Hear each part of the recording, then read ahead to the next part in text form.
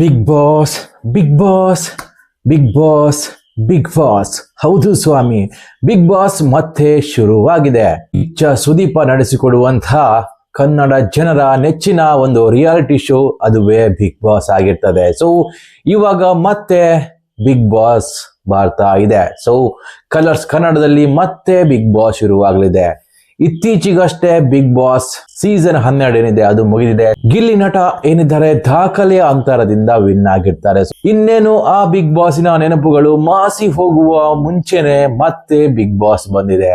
ಈ ಬಾರಿಯ big boss ನಲ್ಲಿ ಹೊಸತೇನಿದೆ?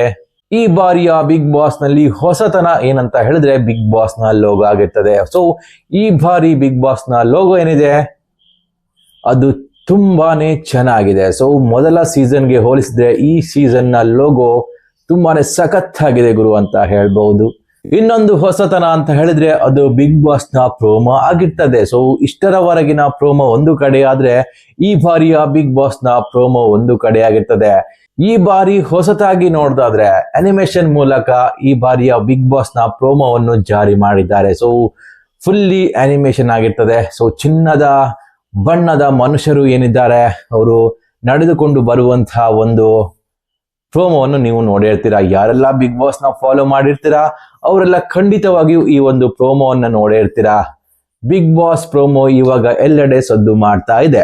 ಕಿಚ್ಚ ಅಂದ್ರೇನೆ ಬಿಗ್ ಬಾಸ್, ಬಿಗ್ ಬಾಸ್ ಅಂದ್ರೇನೆ ಕಿಚ್ಚ ಅಂತ ಹೇಳ್ಬಹುದು. ಸೊ ಈ ಬಾರಿ ಪ್ರೋಮೋದಲ್ಲಿ ಕಿಚ್ಚನ ಧ್ವನಿ ನಮ್ಗೆ ಕೇಳಲೇ ಇಲ್ಲ ಅಂತ ಹೇಳ್ಬಹುದು. ಅಷ್ಟರ ಮಟ್ಟಿಗೆ ಕಿಚ್ಚನನ್ನು ಸೈಡ್ ನಲ್ಲಿಟ್ಟು ಈ ಒಂದು ಪ್ರೋಮೋವನ್ನು ಮಾಡಿದ್ದಾರೆ. ಸೊ ಅದು ಕೂಡ ಒಂದು ಹೊಸತನ ಅಂತ ಹೇಳ್ಬೋದು. ಆದ್ರೆ ಕಿಚ್ಚನ ಧ್ವನಿ ಕೇಳಿದ್ರೆ ಮಾತ್ರನೇ ಬಿಗ್ ಬಾಸ್ಗೆ ಒಂದು ಕಳೆ ಅಂತ ಹೇಳ್ಬಹುದು.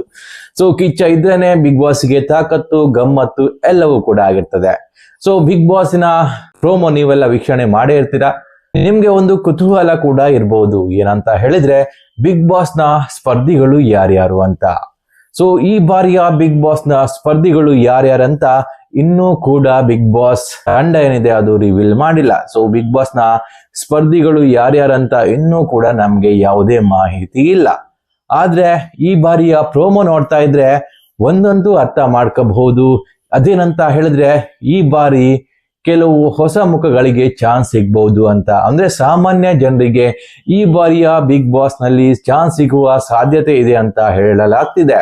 ಇನ್ನೂ ಒಂದು ಊಹಿಸಬಹುದು, ಏನಂತ ಹೇಳಿದ್ರೆ ಸೆಲೆಬ್ರಿಟಿ ಹಾಗೂ ಸಾಮಾನ್ಯ ಜನರ ನಡುವೆ ಈ ಒಂದು ಬಿಗ್ ಬಾಸ್ ನಡೀಬಹುದು ಅಂತ ನೀವು ಅನ್ಕೋಬಹುದು. ಇನ್ನೂ ಒಂದು ಅವಕಾಶ ಇದೆ, ಏನಂತ ಹೇಳಿದ್ರೆ ಇಷ್ಟರವರೆಗೆ ಬಿಗ್ ಬಾಸ್ ನಲ್ಲಿ ಬಂದಂತಹ ವ್ಯಕ್ತಿಗಳೇ ಪುನಃ ಬರ್ಬೋದು ಅನ್ನುವಂತ ಅನುಮಾನವೂ ಕಾಡ್ತಾ ಇದೆ. ಇದೆಲ್ಲದರ ಮಧ್ಯೆ ಬಿಗ್ ಬಾಸ್ ಅಭಿಮಾನಿಗಳು ಏನು ಕಾಯ್ತಾ ಇದ್ದಾರೆ ಅಂತ ಹೇಳಿದ್ರೆ ಬಿಗ್ ಬಾಸ್ ಯಾವಾಗ ಶುರು ಆಗುತ್ತೆ ಅಂತ.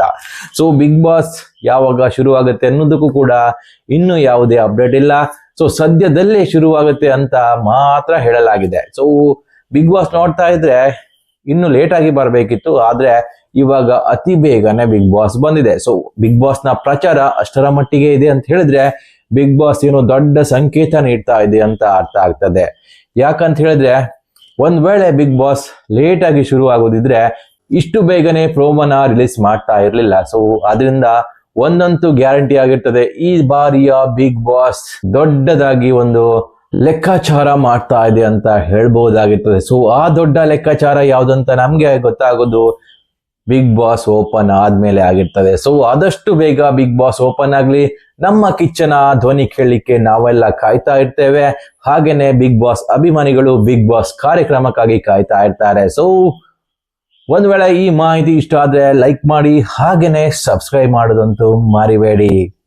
ನಮಸ್ಕಾರ.